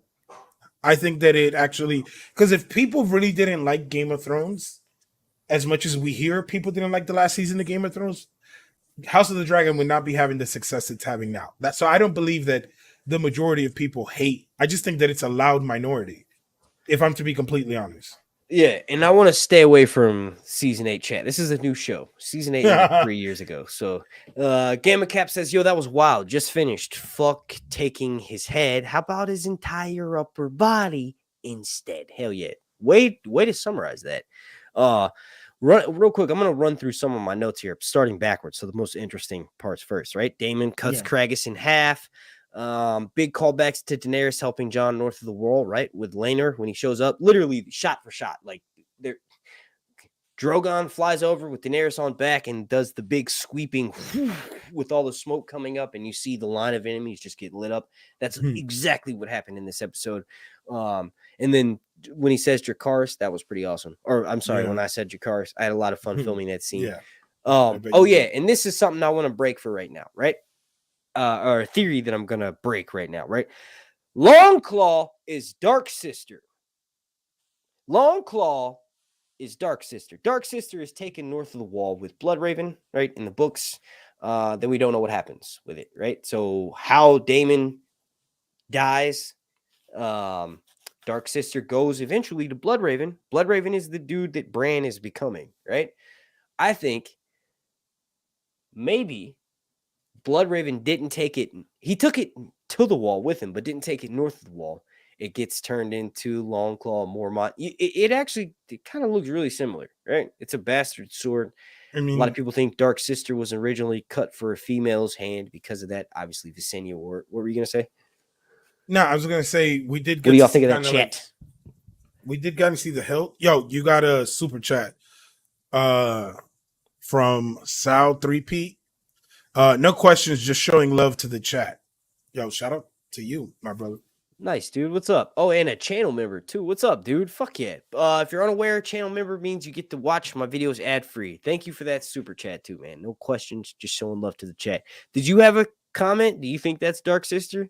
Or, sorry, do you think that's Longclaw? I mean, as someone who has a rubber foam Longclaw in my closet, I think that Longclaw is Longclaw. I don't know. Like, you look at the hilt, why would the Mormonts have a Valyrian steel sword, though? It is random house in the north. Like, there's a lot of random houses. But there's like 200 of them in the realm. There's only like 20 or whatever they say that we know. But right, but like, how is someone like the Lannisters? How the fuck did they lose Bright Roar? Never were able to get it from one of these lower houses that suck ass. Like, you're telling me the Mormonts were able to? The Bears? I don't know. I think after this episode and looking at it up close, it literally looks like Longclaw. the reason that I'm leaning towards it being Longclaw still is because in here we get like a close up look of the hilt and the cross guard on it. It kind of has like the wing kind of thing on it. If it is Valyrian steel, that would mean that it would have to be like either reforged to change. No, they just redo the cross handle. guard. No, they just redo the handle. Yeah, the cross guard. So remember, and it has too, a bear so. on it, and then Mormont puts the white wolf on it for Jon. That's all that's been changed. They take the egg off. That's the egg on the hilt on the end of it. Pop a bear on there just to hide the Why would he so willingly give it to Jon? Ooh, I mean, because he saved his life. More of a book theory. Like it just I don't know. It's in the perfect place. It's like the exact same. It's Jon thinks about how he feels invincible with this dragon steel in his hand. I don't know. Julia says that, like George, I said, I'm working on it. It's going to be a video. I haven't even made it yet, so that's just a theory that I just thought of. What were you saying? Julia says that George already confirmed that Dark Sister goes to the wall with Bloodraven. Right, to the wall, but not north of the wall. No, yeah, right, and it doesn't have to go north of the wall if Mormont has it.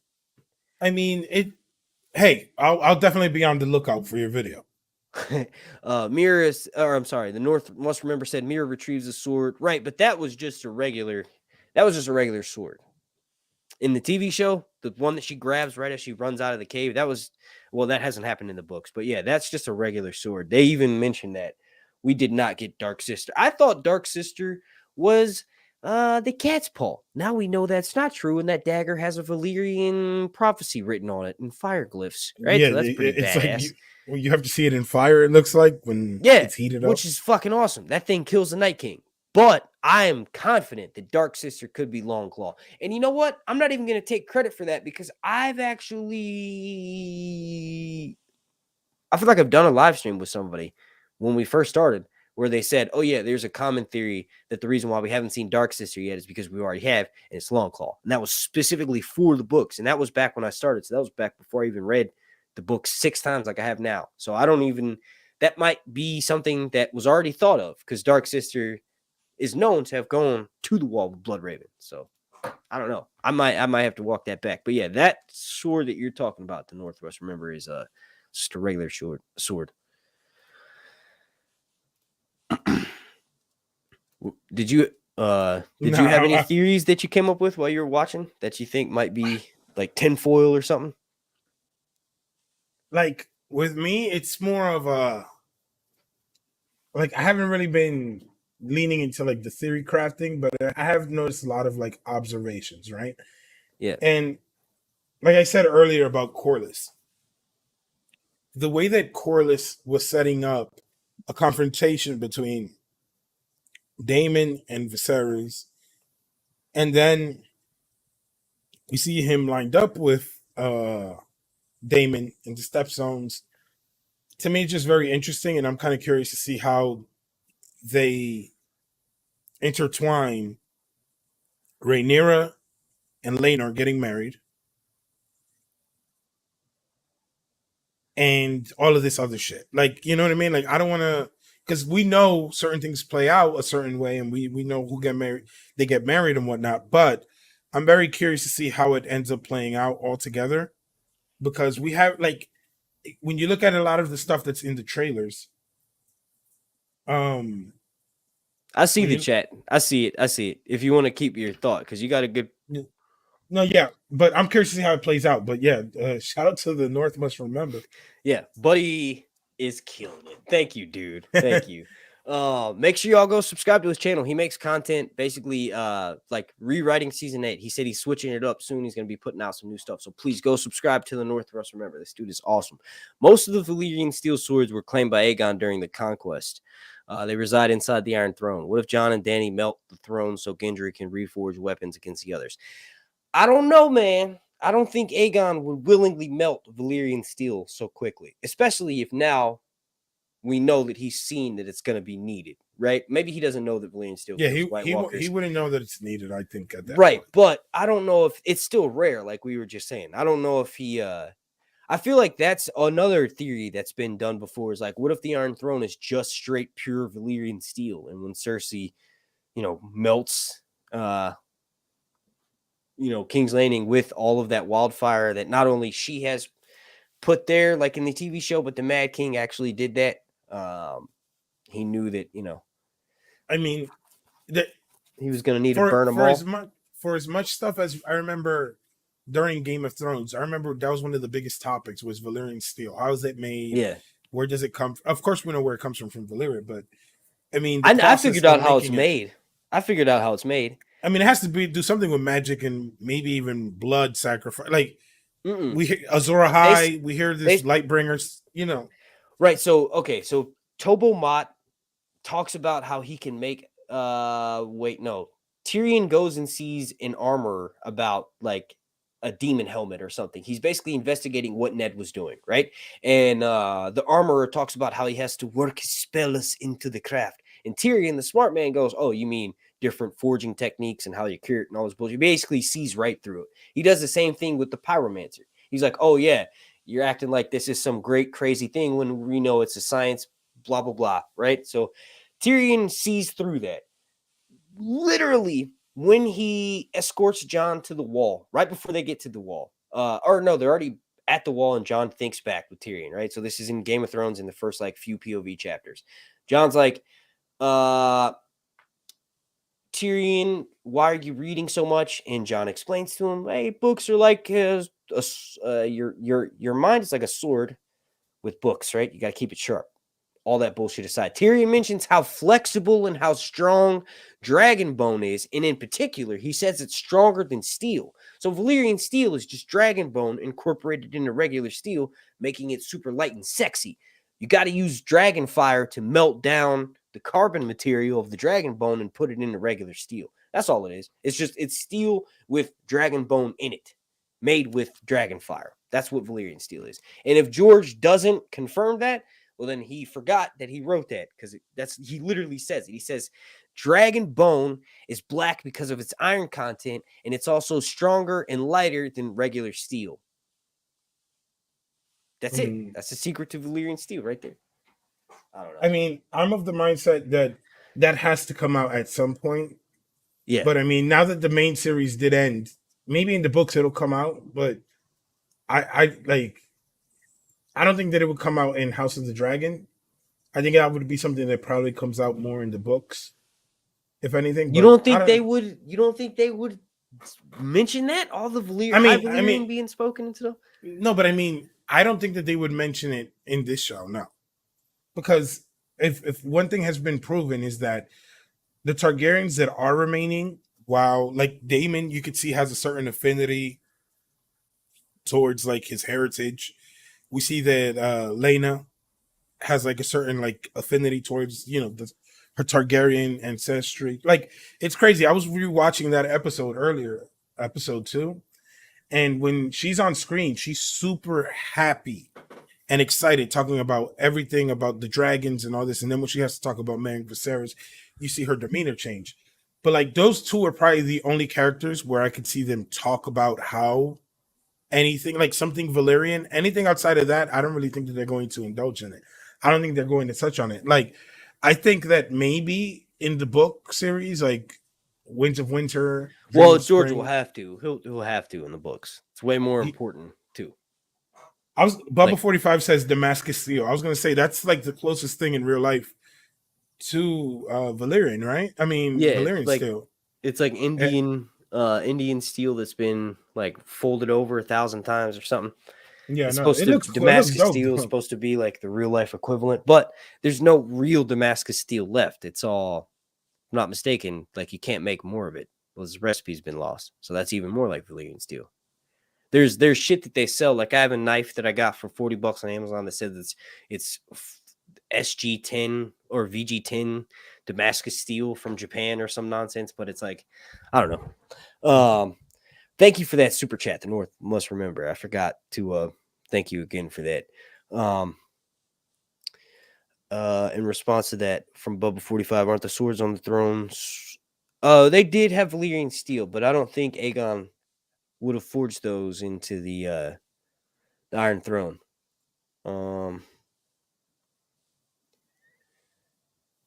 Thank goodness for the Jon Snow spinoff. For what was that in response to? For the Valyrian steel recipe, or for White Walkers, or for just more Game of Thrones? I'm excited for that. I hope it really does pan out and they end up making it. It sounds like, from what Emilia Clarke said, it sounds like it's pretty, like it's happening. Like, this is literally what she said. She's like, it's happening, and I know about it, but I don't know.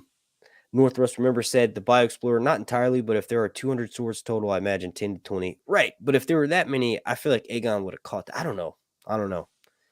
The plot armor on Daemon is showing him dodging all those arrows and taking out the 20. Did you not see how many arrows he took? He took like 4, right? Yeah. I mean, the plot armor is like, it's a TV show. Anybody who's not supposed to die and it's not their time yet has plot armor, technically. I thought that was pretty badass. What do you think, Ray?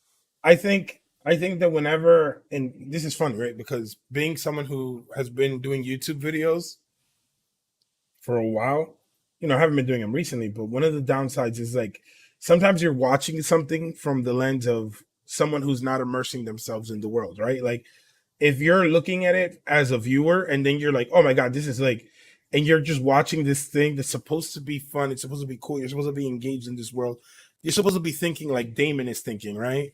And he does get, like you said, to your point, he does get hit. It's not like he does not. Like Jon Snow, when Jon Snow gets all those arrows thrown at him and then it's like a circle around him, that was ridiculous. No, but that was ridiculous. It made you believe that there was something like a greater power. But Daemon is like, it's Rhaegar going. No, but with Daemon, he's like, damn, I got one on my shoulder. Damn, I got one like lower, like, you know what I mean? So he's getting clipped. It's not, he's getting hit. It's not like he's not getting hit. So I think sometimes we have to like give a little bit of wiggle room of like not this, like to the disbelief. You know what I mean? But I don't think it's unrealistic at all though, because he. You got to realize that he's been doing that for 3 years, so he's fed up. He's got what Tyrion gets in the Battle of the Blackwater in the books. He's got like literal like war fury, right? So he's entered berserker mode. That's what Tyrion gets, like this bloodlust. Yeah, he that's literally what it was, and that's a real thing. And also, he knew, hey, there's 2 dragons behind me, whereas Jon. More plot armor because he had like some wildlings and some northern houses and 1 giant, right? Like that's plot armor in my opinion. This with Daemon, Ryan Condal knew people were going to be saying that, and he like had an answer for it. Oh no, he got shot 4 fucking times. Also, his dragon wasn't near him, and if you had never seen the show, you might have thought he died. What does it matter if he dies? There's a bunch of other people that ride dragons, and Rhaenyra is the real star of the show. So I don't know. I also think that the way that, if you look at the way that was like shot and shown, I think we're supposed to kind of have the perspective of how people are going to start looking at Daemon, right? Like you see that crazy, oh my God, he's an unstoppable action 90s hero. Like I think we're supposed to see him like that because that's how I think the people on the battlefield are seeing him. Like, oh, he's a crazy, like, oh my God. Because remember, Corlys sells him on the fact that he needs to make a name for himself, right? He needs to be the guy and he needs to like stand out on his own. He needs to take like his fame and his glory and all this shit. And I think that the way that they filmed it is to like give him that, right? Like it is ridiculous how many arrows he dodges, and it looks like they're like having Uzi that's just like combing the whole area with arrows, but he makes it through. He gets hit a few times and he gets shit done. And I mean, we're supposed to suspend a little bit of, disbelief, and I don't know. Yeah, no, I thought it was good. I thought it was, well, it shows you the doctor is still running. That's funny. That's funny. This one's even better. Daemon was foreshadowing to Rickon. Nobody knows how to zigzag for real. Yeah, like I recorded myself watching that episode, Battle of the Bastards, And I remember just yelling zigzag, zigzag. It was like very bad quality. That's why I never uploaded. But I was just like zigzag, god damn it. Like I can't believe they thought that no one was gonna think that. Like you're just gonna believe this kid's gonna run straight out. Like there's all these arrows coming after him. He's just gonna run straight. Just and I would have straight, turned around. I straight would have towards turned where around. he's shooting them at. The kid sees them landing in front of him and he doesn't turn or go like, hey, come on. I would have turned around too and be like, you know, it would have worked if Rickon was still 4, but not like a grown ass teenage Rickon who fucking knows better. Bro, you know how quick teenagers run, bro? Like I remember when I was a teenager, I was fucking Raymond Bolt. I was fucking like I was shit. I could Shout out to Rafael Luna. What's up, man? Patreon. He says, is I see Damon as like an Oberyn Martell. I kind of see that too. Damon's we're seeing how Damon's being a worldly person, but you got to realize that Oberyn is much more conniving and manipulative. Oberyn went to the Citadel to learn about poisons, formed several links of a Maester's chain, and was like, nah. Damon reformed the Gold Cloaks. I think he was Master of Coin for a while. Then ultimately was like, I'm going to go play at war, right? So I think Oberyn is much more manipulative and conniving and has like a long game plan running, whereas Damon is like he said, at least right now, like how Matt Smith has said in these interviews, Damon right now is like an agent of chaos. He's just kind of like, hey, where can I go to fuck with shit? What can I do, right? So I can see that, but I think Oberyn is more controlled. Structured. Yeah, more controlled chaos. He's much more plotting and manipulating. Even though Oberyn's dead, he did a lot of like setting up and like his daughters are literally picking up where he left off. Appreciate that support and thank you for the comment. What were you gonna say, Ray? No, I was gonna say that I do see a lot of similarities between them, but it's kind of also like the bravado. You know what I mean? Like the way that Matt Smith portrays Damon, like the fact that my favorite line that Damon has said in this whole series is that he tells Viserys, "You're weak." Like, yo, bro, like you ain't like for him to like tell his brother who's king and everybody's scared. He's like, "Yo, bro, you're weak." Like, and he doesn't like hide it. And then when Corlys also is talking shit about his brother, he's like, "Yo, that's my brother. I could say it. You can't." Yeah, that's like some of my favorite stuff that I've seen from Damon because, like, he's a family man. You know what I mean? And we see that Oberyn's driving force in Game of Thrones is to get revenge for his sister. So we see these two men who are powerful, respected, and feared, but also like their home thing is their family, and it pushes them. It guides them. It's like, you know what I mean? It's like their North Star to like do what they got to do. You know what I mean? And I love this scene, man, that you just pulled up there, the screenshot for. It's I was like, what is he gonna do? Whack this dude with a helmet? This? Well, I'm trying the one in the background that you have. This one. Yeah. I'm trying to make it full screen, but it won't. No, yeah, but like when he does that, I'm like, bro, this like he's pissed off, bro. He got that little brother complex. Yeah, it's funny that he says what everybody's thinking because everybody knows that. And in Fire and Blood, it's mentioned that that's why Viserys admires Daemon so much, is because he's everything that he's not. Daemon is a fighter. He likes jousting. He likes hunting. All the shit that we saw the king not enjoying. The king likes to chill. And it's probably, now we know why, it's because he has dragon dreams. A lot of people theorize that, but George didn't actually say that in the books. And that's probably because technically from the Fire and Blood perspective, the Maesters and Mushroom, they're not Targaryen. They might not know that they suffer from those dragon dreams. So probably the king didn't confide in them either. It's not like they have.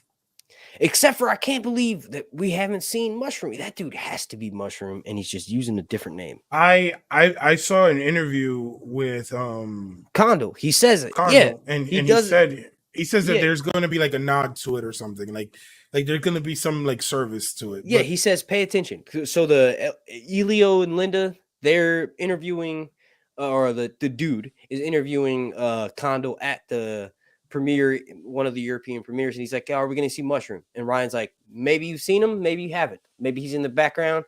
Like, because the dude Elio's like, is he going to be a background character? Is he going to be named? Like, is he going to have a speaking role? And Ryan Connor's like, you just kind of have to wait and see. So he could be in the background. He could have a speaking role. I think he's that fucking dude who kept playing the song because that would be funny. But he's supposed to be a lackwit. Like, I don't know if that guy was, I don't think that guy was a lackwit. He sounded like he could sing well.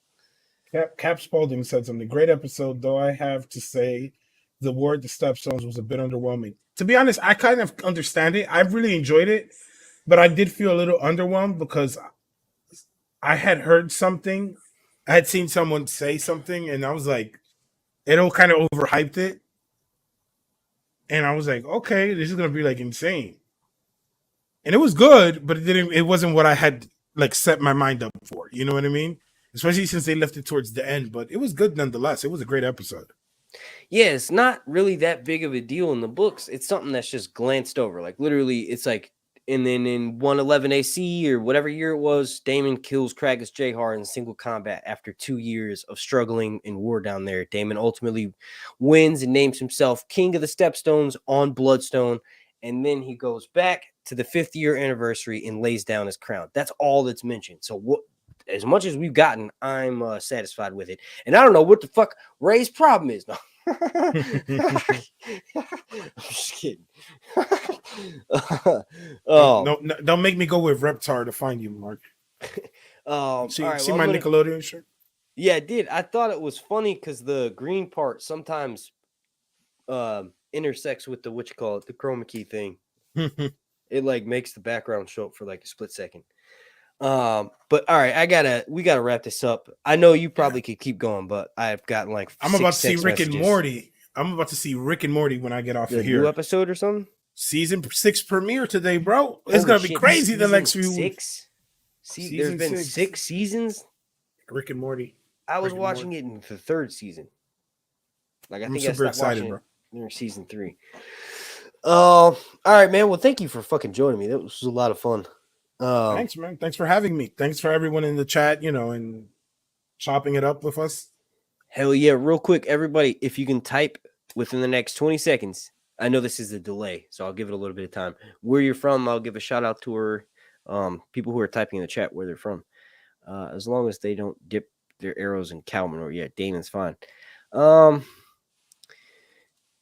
Yeah, I don't think he's gonna get grayscale. If he does, it would totally be not really. It would be like just another tragic element to his story.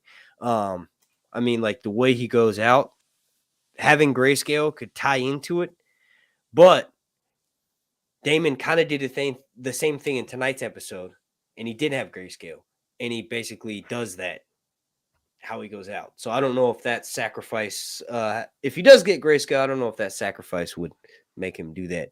All right. Oh shit, we already started getting some. All right. So Vegas, Veneta, Gloucester, South Carolina, Wichita, Philly, The Wall, nice, Bethlehem, like where Jesus is from, Ann Arbor, Queens. Hey, Queens. Ah, you already know. No, stop. Carolina Espinosa. BK, Maryland, New York, Philly. Thanks, guys. Oh, wait, that's not a town. H-Town, Houston, Brooklyn, Dorne, Trinidad. Nice. My aunt's from Trinidad and Tobago. I think I got everybody that's typing in the chat. Thank you all so much for watching. My name is Mark. I want to give a special shout out to everybody on my Patreon family over on patreon.com/yourhuntsreviews. And then also everybody who watched this live and anybody who's going to go back and watch it when it's not live. Look for my episode 4 promo breakdown and then episode 3 promo breakdown. Those are going to be dropping within the next couple of days. I don't know which order. But yeah, thank you all so much. Thank you again, Ray. Make sure you all go follow Ray. Ray, do you want to drop your links in the chat? So, like I said earlier, my previous YouTube channel has been being attacked by the crab feeder. So I am going to put my new channel here, and I'm going to start posting videos on there and content. So trust me, you won't regret it. Good stuff's coming soon. Hell yeah. Thanks for joining me, man. If you can join next week or whenever, just let me know. We need to Try to especially when that season finale comes towards, because that's going to be some crazy. I think the internet's going to destroy itself. I wish I was like a reaction channel where because I've recorded a couple of my reactions to the episode, but it's mostly me swearing, and then I walk out of frame, and then you can't even hear the episode because my reaction is too loud. So I don't know if I would do that. But yeah, thank you all for watching. Make sure you all go subscribe to Ray. He just linked it down below, and it's also linked right. Oh well, that doesn't have the channel name, but it does right there. Rays for Days in the icon thing. If you can copy that link, or if you can see that, like I think my phone lets me scan texts that are on screen. But either way, thank you all again so much for watching. My name's Mark. What's this? Mike, what? Master of Complaints should get one of those added to. Huh? Oh, probably somebody else in the chat. All right. Well, thank you all so much for watching. My name's Mark. Along that, Zeltrizas. Thanks again, Ray. Peace, everybody.